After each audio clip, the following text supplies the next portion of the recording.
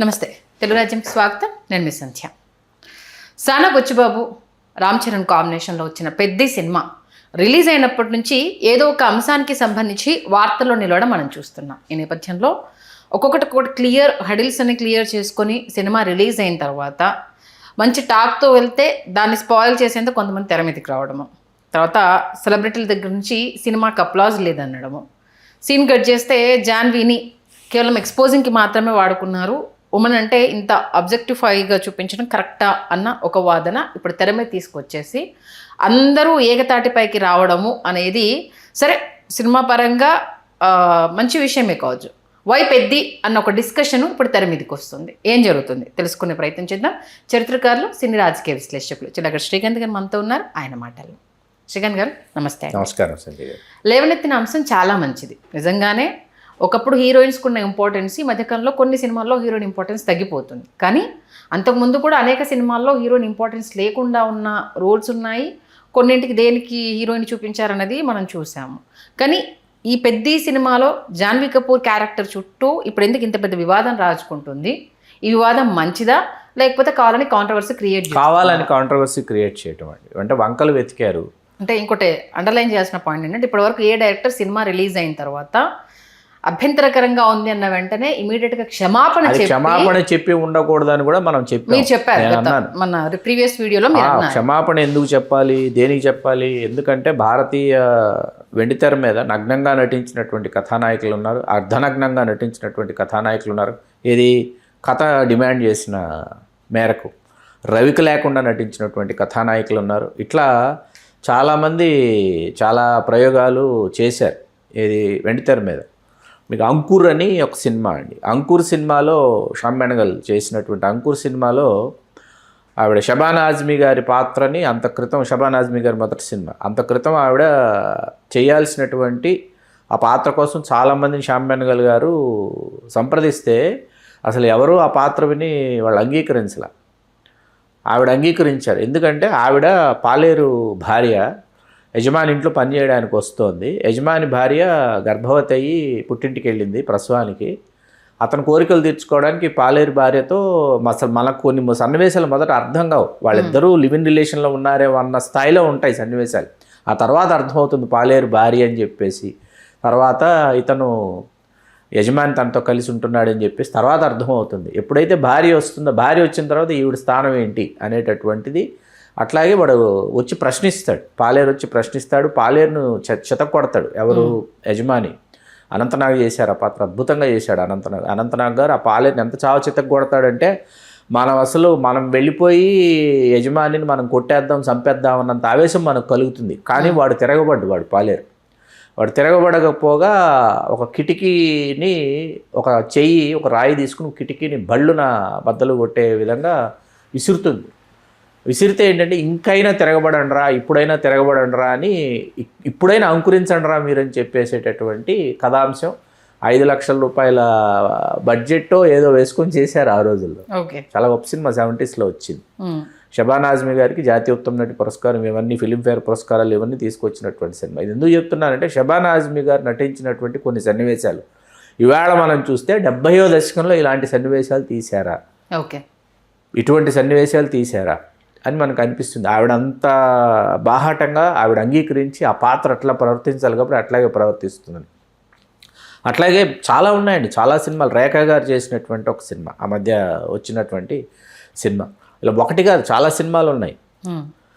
వీటన్నిటికీ రానటువంటి ఏమంటారు అభ్యంతరాలు లేకపోతే వంకలు మరొకటో ఇప్పుడు హఠాత్తుగా 2026 సంవత్సరంలో అచ్చియమ్మ పాత్ర గురించి, అచ్చియమ్మ పాత్ర చుట్టూ ఈవేళ తిరుగుతున్నటువంటి ఈ వివాదాలు. సరే, ఆవిడ పట్ల ప్రవర్తించినటువంటి వర్ణించినటువంటి తీరు ఏదైతే ఉందో దానికి సంబంధించినటువంటి సన్నివేశాలు ఏవైతే ఉన్నాయో అవి తొలగించామని చెప్పినప్పటికీ నెట్ఫ్లిక్స్కి 3 గంటల 25 నిమిషాల సినిమాని రన్ టైం ఫిక్స్ చేశారు నెట్ఫ్లిక్స్కి. అంటే ఈ తొలగించిన సన్నివేశాలు ఏవైతే ఇప్పుడు థియేటర్లో చూసిన సన్నివేశాలు తొలగించారో వాటితో పాటు ఏవైతే సినిమాలో కనెక్టివిటీ మిస్ అవుతున్నాం అనుకున్నారో, మరీ ముఖ్యంగా అప్పలసూరి వర్సెస్ పెద్ది, వాళ్ళ ఇద్దరి మధ్య ఉన్నటువంటి సన్నివేశాలు, పెద్ది పెళ్లి చూపుల సన్నివేశం, పెళ్లి చూపులకు అప్పలసూరిని వెంట పెట్టుకుని వెళ్ళే సన్నివేశం, అక్కడ ఉన్నటువంటి హాస్య సన్నివేశాలు, అట్లాగే సత్య అక్కల వర్సెస్ పెద్ది, వాళ్ళిద్దరి మధ్య ఉన్నటువంటి అనుబంధం, అట్లాగే జాన్వీ కపూర్ గారికి అచ్చియమ్మ పాత్ర ఏదైతే ఉందో, అట్లాగే పెద్ది మధ్య తొలి భాగం ఏదైతే ఉందో ఆ తొలి భాగంలో వాళ్ళిద్దరి మధ్య ఉన్నటువంటి మరి 2-3 సన్నివేశాలు అన్నీ కలిపి ఇంకొక 20 నిమిషాల సినిమా ఇప్పుడు నెట్ఫ్లిక్స్లో రాబోయే రోజుల్లో మనం చూడబోతున్నాం. ఓకే, అంటే థియేటర్లలో ప్రేక్షకులు అభ్యంతరం వ్యక్తం చేశారా, లేకపోతే ఎవరు అభ్యంతరాలు వ్యక్తపరిచారు, లేకపోతే ఎవరైనా దీన్ని విషప్రచారం చేద్దాం అనుకున్నారు, అవన్నీ పక్కన పెడితే రేపు నెట్ఫ్లిక్స్లో ఖచ్చితంగా అవన్నీ దర్శనం ఇస్తాయి. సరే, ఇక్కడ నేను పేర్లు మనం ఉదహరించడం సబబో సమంజసం నాకు తెలియదు, కానీ మనకు రానా నాయుడుని మనకు ఒక వెబ్ సిరీస్ ఉంది. రానా నాయుడు వెబ్ సిరీస్ ఏ రోజైతే రాత్రి శుక్రవారం విడుదలవుతుందంటే గురువారం అర్ధరాత్రి పూర్తయిన తర్వాత శుక్రవారం ప్రారంభమైన తర్వాత అది వెబ్ సిరీస్ రిలీజ్ అయిపోతాయి. ఆఫ్టర్ 12 o'clock రిలీజ్ అయిపోతుంది. అయిపోయిన తర్వాత అంత క్రితం ఆ వెబ్ సిరీస్కి చేసినటువంటి పబ్లిసిటీ దృష్ట్యా వెంకటేష్ గారు ఉన్నారు, రానా గారు ఉన్నారు. ఇద్దరు ఉండేటప్పటికీ చాలామంది ఫ్యామిలీ మెంబర్స్లో ఆ టైంకి మదర్ అండ్ ఫాదరు అలిసిపోయి నిద్రపోవటమో లేకపోతే రేపు చూద్దామని అనుకోవటమో చేస్తారు 12 తర్వాత. పిల్లలు మేలుకున్నటువంటి పిల్లలు వెంకటేష్ ఉన్నాడు, రానా ఉన్నాడు, మొదలు పెట్టారు ఆ వెబ్ సిరీస్. అవును, అందరూ ఎర్లీ టీన్స్లో ఉన్నటువంటి పిల్లలు ఉన్నారు, చిన్నపిల్లలు ఉన్నారు. అందులో ఫస్ట్ ఎపిసోడ్లో ఫస్ట్ సీనుతోనే ఏ విధంగా ఏ సీన్తో స్టార్ట్ అవుతుందో చాలామందికి చూసిన వాళ్ళకి తెలుసు.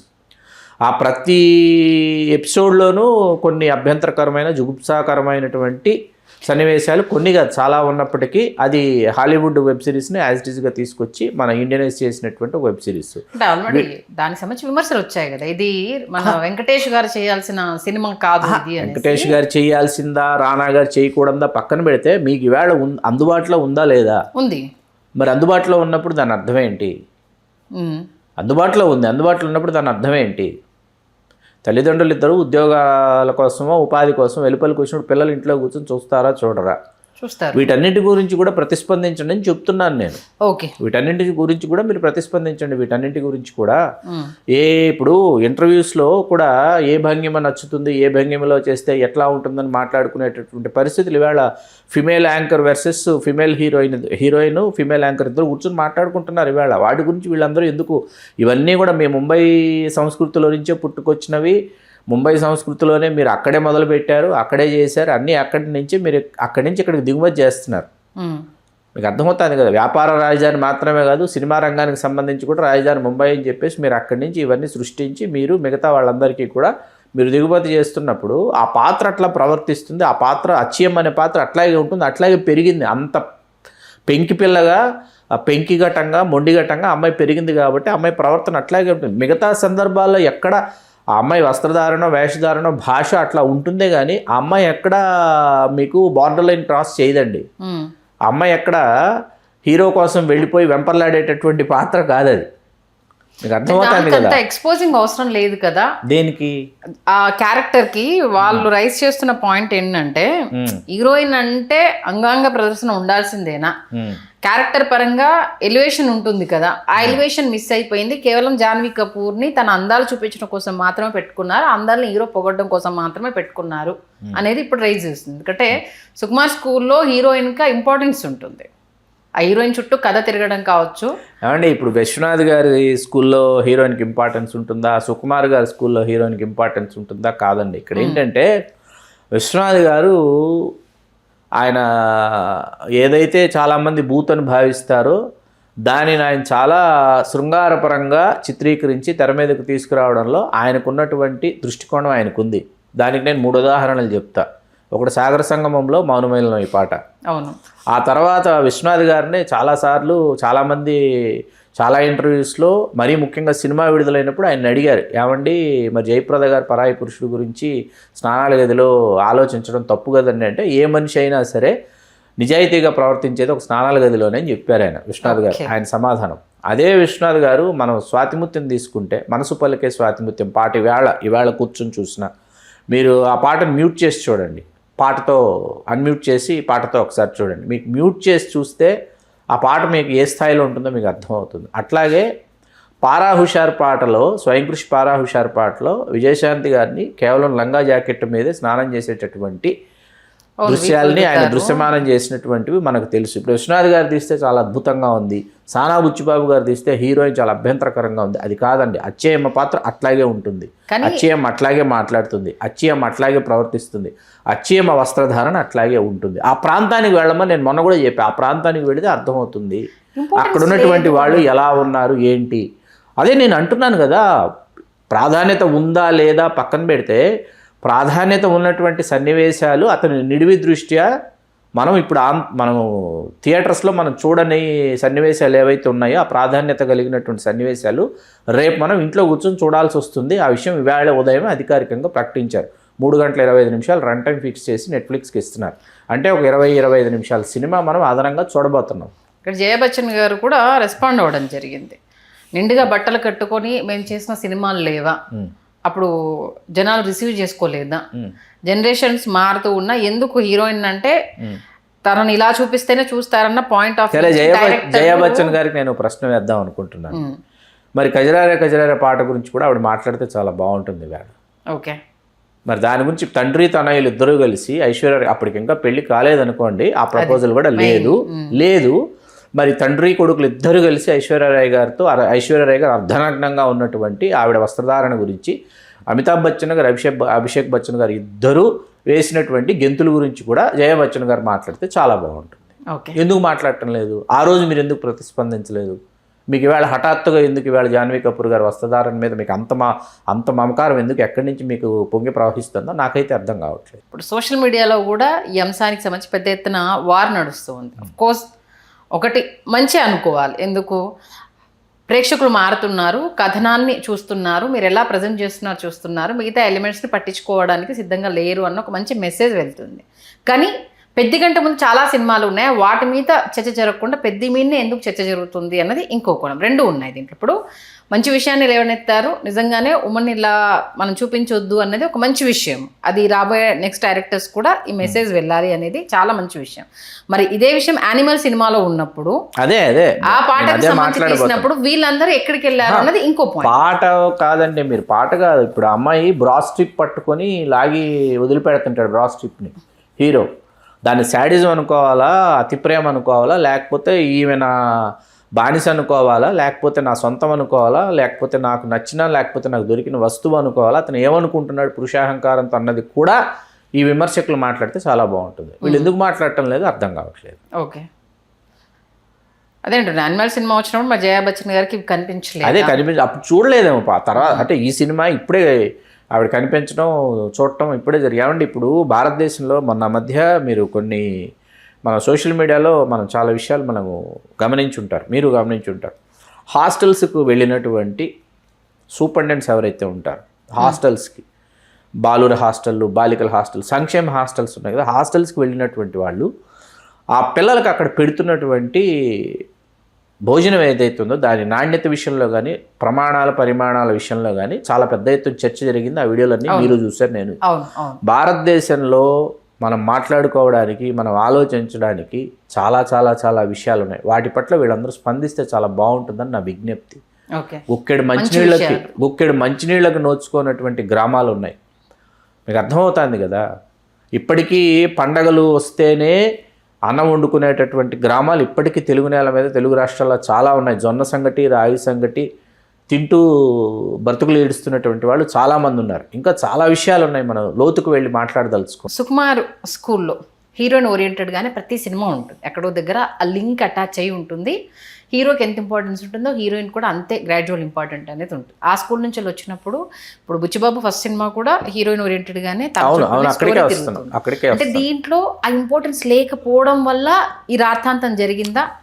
ఇప్పుడు సినిమా చూసినంతసేపు అయితే ఆ పాయింట్ ఆఫ్ వ్యూలో అని అంటే నిజంగానే కొందరికి కేవలం ఏదో పెట్టాలి కాబట్టి హీరోయిన్ పెట్టారు అన్న కాన్సెప్ట్ అయితే చాలా క్లియర్గా కనిపించింది కొందరికి. అందువల్ల ఈ అభ్యంతరాలు ఏమైనా వచ్చాయంటారా? కాదండి, ఇది స్క్రీన్ ప్లే విషయంలో మీకు ఏమైందంటే, నేను అనుకోవడం సన్నివేశాలు తీసి నిడివి దృష్ట్యా పక్కన పెట్టడం వల్ల వచ్చినటువంటి ఒక అస్తవ్యస్తమైనటువంటి ఒక చర్చ ఇప్పుడు ఇదంతా. వాస్తవానికి మీకు సుకుమార్ గారైనా, లేకపోతే మీరు గొప్ప కథా రచయితలు, గొప్ప స్క్రీన్ ప్లే రచయితలు ఎవరైనా సరే, ఫిమేల్ లీడ్ ఎవరైతే ఉన్నారో మెయిన్ ఫిమేల్ లీడ్ హీరోయిన్ అనుకుందాం కాసేపు. హీరోయిన్ని కథ లోపల, అంటే కథ ఆవల హీరోయిన్ ఉండదండి, కథకి లోపలే ఉంటుంది. అంటే స్క్రిప్ట్ లోపలే హీరోయిన్ ఉండాలి. ఉన్నప్పుడు ఏమవుతుందంటే దాని స్థాయి మారుతుంది, స్క్రిప్ట్ యొక్క వాల్యూ చాలా పెరుగుతుంది అనమాట. దాని ఉదాహరణలుగా తీసుకుంటే మనం ఇప్పుడు సుకుమార్ గారి గురించి మీరు ప్రస్తావించారు కాబట్టి ఆర్య తీసుకుంటే ఆర్యలో గీత అనే పాత్ర తాలూకు అయోమయమే సినిమా అండి. ఎందుకు గీత అనే పాత్ర అయోమయానికి లోనవుతుంది, జడ్జిమెంట్ ఉండదు అని డైరెక్టర్ మీకు ఎక్కడ చెప్తాడంటే, అమ్మాయి లెక్చరర్ చెప్తుంటే పాఠం నోట్స్ రాసుకుంటూ కన్ఫ్యూజన్, అది చెప్పాడా కరెక్ట్గా చెప్పాడా, నేను కరెక్ట్గా రాసుకునలేదు, కొట్టేసి మళ్ళీ రాసుకుంటుంది. ఆ అమ్మాయి మరీ కాలేజ్కి వచ్చినప్పుడు స్కూటీ లాక్ చేశానా లేదని చెప్పి మళ్ళీ వెళ్ళి చెక్ చేసుకుని మళ్ళీ వెళ్తుంది. ఆ క్యారెక్టరైజేషన్ అదన్నమాట. ఇప్పుడు గీత అనే పేరు ఎందుకు పెట్టారని సుకుమార్ గారిని మాటల మధ్యలో అడిగాం. ఎందుకంటే he's very in depth story writer and also very good screenplay writer కాబట్టి ఆయన ఏం చెప్పాడంటే, గీతకు ఆ చివర ఆర్య ఉన్నాడు, గీత అంటే లైన్, గీతకు ఆ చివర ఆర్య ఉన్నాడు, ఈ చివర అజయ్ ఉన్నాడు. గీత ఆర్యని చేరుకుంటుందా అజయ్ని చేరుకుంటుందా అని గీత అనే పేరు పెట్టాను నేను అన్నాడు. ఇలా ఉంటుంది. ఇప్పుడు ఎందుకు దీని గురించి మాట్లాడామంటే, అదే సుకుమార్ గారు మీరు జగడం వచ్చేటప్పటికి అమ్మాయిని మహేష్ బాబు వీరాభిమానిగా చూపిస్తారు. అది ఒక ఇంత ప్రేక్షకులకు రుచించాల. మీకు అదే సుకుమార్ గారు 100% లవ్లో మహాలక్ష్మి పాత్రని షీఈ్ వెల్ ఎడ్యుకేటెడ్, ఊరి నుంచి వచ్చినా కూడా ఆ అమ్మాయి అద్భుతంగా చదువుల్లో రాణిస్తుందని చెప్పేసి ఆ అమ్మాయికి ఒక ఆత్మాభిమానం ఉంది, ఆ అమ్మాయికి ఒక వ్యక్తిత్వం ఉందని చెప్పి చెప్తాడనమాట. మీకు మానవ సహజమైనటువంటి ఏమండి ఇప్పుడు అందాలు ఆరబోతా అందాలని చూపించడం ఇవాళ సుకుమార్ గారు, సానా బుచ్చిబాబు గారు కొత్తగా చేయలేదండి. రాఘవేంద్రరావు గారు, విశ్వనాథ్ గారు వీళ్ళందరూ కూడా అందాలను ఆరబోసారు. బిఎన్ రెడ్డి గారి కాలం కాదు. రంగుల రాట్నం బంగారు పంజరం స్క్రిప్ట్ సమయంలో డైలాగ్స్లో శోభన్ బాబు గారు బంగారు పంజరం ఆయన సినిమాకి టైం అవుతుంది, తొందరగా వెళ్ళాలి, తయారయ్యావా లేదని హాల్లో నుంచి శోభన్ బాబు గారి డైలాగ్, లోపల నుంచి హీరోయిన్ డైలాగ్ ఏంటంటే, వాణిశ్రీ గారి డైలాగ్ ఏంటంటే, జాకెట్ మార్చుకుంటున్నాను వచ్చేస్తాను అన్న డైలాగ్ని బిఎన్ రెడ్డి గారు వెంటనే మార్పించుకున్నారు. ఇదిగో వచ్చేస్తున్నాను మార్పించుకున్నారు. ఎందుకుని అడిగారు అంటే, జాకెట్ మార్చుకుంటున్నాను అనేటప్పటికి ప్రేక్షకుడు ఏం ఆలోచిస్తాడు అన్నాడు ఆయన. బిఎన్ రెడ్డి గారి రోజులు, కేవీ రెడ్డి గారి రోజులు కావు. మళ్ళీ ఇందులో ఒకటి ఏంటంటే, హీరోయిన్ కి తెలిసి చేసింది క్యారెక్టర్, బలవంతంగా చేపించింది కాదు కదా. యాక్ట్ చేస్తున్నప్పుడు మొన్న ఎవరో సంఘ సంస్కర్త అంటే మహిళా మనల గురించి మాట్లాడే వాళ్ళు ఉంటారు కదా, ఆవిడ ఒక మాట అన్నారు, మేము చున్నీ లేకపోతే చేయలేము అనేసి. ఏ హీరోయిన్ మేము ఇలా చేయము అని అంటే మమ్మల్ని సినిమా నుంచి తీసారని ఒక్కరిని చెప్పండి. వాళ్ళు యాక్సెప్ట్ అయ్యి చేస్తున్నప్పుడు మీరు ఎవరయ్యా క్వశ్చన్ చేయడానికి అంటూ ఆవిడ ఒక స్టేట్మెంట్ ఇవ్వడం జరిగింది. ఇన్ కేసు నచ్చలేదు అన్నప్పుడు జాన్వి సరే ఇప్పుడు సినిమాలో పాత్ర పట్ల అంత అభ్యంతరం వ్యక్తమైందని అనుకుందాం కాసేపు. అచ్చమ్మ పాత్ర పట్ల ఇన్ని అభ్యంతరాలు, ఇంత చర్చ జరుగుతుందని అనుకుందాం. కాసేపు పక్కన పెడితే ఇవాళ మనం ఏ యుగంలో ఉన్నాం, ఏ కాలంలో ఉన్నాము, ఎటువంటి యుగంలో ఉన్నామంటే, ఇదే హీరోయిన్స్ లేకపోతే అవకాశాలు అందుకోవాలనుకుంటున్నటువంటి హీరోయిన్స్ లేదా సినిమాలలో లేకపోతే ఓటీటీ ప్లాట్ఫామ్స్లో ఖచ్చితంగా they are very talented, very good performers. వాళ్ళు ఏంటంటే అవకాశాలు రావాలి, మనల్ని గుర్తించాలి, మనల్ని చూడాలి అని చెప్పి వాళ్ళు ఇన్స్టాలో షేర్ చేస్తున్నటువంటి ఫోటోగ్రాఫ్స్ గురించి ఇదే ఇన్ఫ్లుయెన్సర్సు, ఇదే సామాజికవేత్తలు వాళ్ళు ఏమంటారు, దీనిని ఎవరు అడ్డుకోగలరు, ఎవరు ఆపగలరో ఒకసారి దీని గురించి కూడా చర్చ పెట్టాలి. రైట్ పాయింట్ ఇది. ప్రతి ఒక్కరి చేతిలో ఇవాళ స్మార్ట్ ఫోన్ ఉంది. ప్రతి ఒక్కరు ఇవాళ ఎక్స్లో వాళ్ళు ట్వీట్ చేస్తుంటారు, ఇన్స్టాని ఫాలో అవుతుంటారు. అందరూ ఇన్స్టా ఎవరైనా ఫాలో అయిపోవచ్చు కదా, వాళ్ళ అకౌంట్ ఎవరైనా ఫాలో అవ్వచ్చు కదా. మీరు అన్నట్టుగా జాన్వీని ఇమిటేట్ చేస్తూ జాన్వీ లాగా ఎక్స్పోజ్ చేస్తూ బోల్డ్ అండ్ రీల్స్ ఉన్నాయి. వాటి గురించి మాట్లాడాలి కదా. ఇక్కడ ఒక పాత్ర ఇది కేవలం ఏంటంటే సినిమాని ఏదో ఒక విధంగా డ్యామేజ్ చేయాలని చేసినటువంటి ఇదే తప్ప మరొకటి కాదు. తెలుగు రాష్ట్రాల్లో బుధవారం అంటే గురువారం విడుదలైంది, బుధవారం నుంచి ప్రీమియర్స్ మొదలయ్యి సోమవారం వచ్చేటప్పటికి టోటల్గా పాస్ అవుతుందా లేదా చూసారు. సోమవారం పరీక్షను కూడా ఎదుర్కొని ముందుకు వెళ్ళిపోయింది. తెలుగు రాష్ట్రాల్లో అద్వితీయంగా, అమోఘంగా, అనూహ్యంగా సినిమా థియేటర్లకి అప్పుడో ఎప్పుడో అడపాదడప మాత్రమే సినిమాకు వెళ్ళే వాళ్ళందరూ కూడా కుటుంబాలతో సహా ఇవాళ కదిలి తరలి పెద్ద సినిమాకు వెళ్తున్నారు, పెద్ద సినిమాని చూస్తున్నారు, ఆరాధిస్తున్నారు, ఆశీర్వదిస్తున్నారు, ఆస్వాదిస్తున్నారు, అన్నీ చేస్తున్నారు. పెద్ద పాత్రతో కలిసి వాళ్ళు ప్రయాణం చేస్తున్నారు. మిగతా రాష్ట్రాల్లో కొంత వెనుకబడిన మాట వాస్తవం. ఎందుకంటే పాన్ ఇండియా కనెక్టివిటీలోకి, ఎందుకంటే ఇది ఒక రూరల్ కథాంశం అయ్యేటప్పటికి పాన్ ఇండియాకి ఇది కనెక్ట్ అవ్వలేదు. కొంత మీకు అక్కడ చిన్న ఒక మిస్కమ్యూనికేషన్ ఉంది తప్ప సినిమా మేకింగ్ పరంగా కావచ్చు, పాత్రధారుల పరంగా కావచ్చు, నిర్మాణ విలువల పరంగా కావచ్చు చాలా గొప్ప సినిమా. ఇటువంటి సినిమాలు రావాలి, ఇటువంటి సినిమాలు రావటమే కాదు, ఇటువంటి సినిమాలు ఆడాలి.